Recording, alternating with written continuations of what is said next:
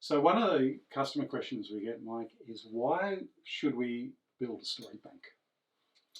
Yes, and story banks, most of our clients, when we talk to them about story banks, initially it seems like a strange idea, and I think a lot of corporations have pretty poor history with content management systems. They don't know where or how to find things. But I ran a course during the coronavirus in the whole lockdown, virtual course with a big international insurance company, Yeah. mostly females, about 16 of them.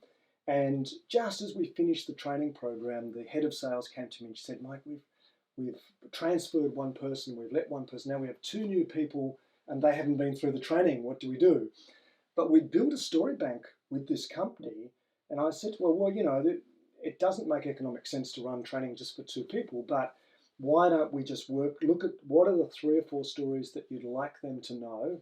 Here they are in your story bank. Yes. They can practice it. You can see that they know how to tell those stories. So you're getting the benefit of the stories created in the training, even for people that haven't had the training yet.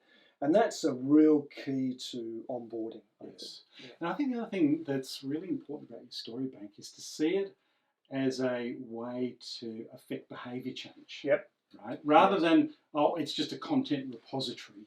I think if you think of it as a content repository, you're doomed. I think so too.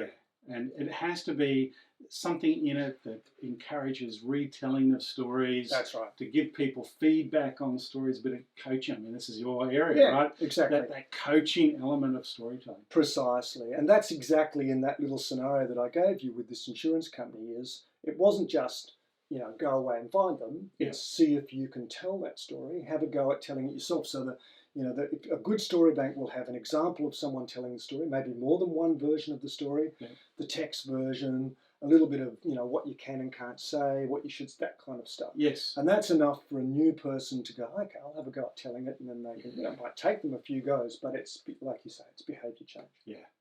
Yeah, story banks are going to be big in organisations, so I think we all have to start looking at this now. Right? That's right. And don't think of it as a content system. No. Think of it as a practice environment to get good at storytelling.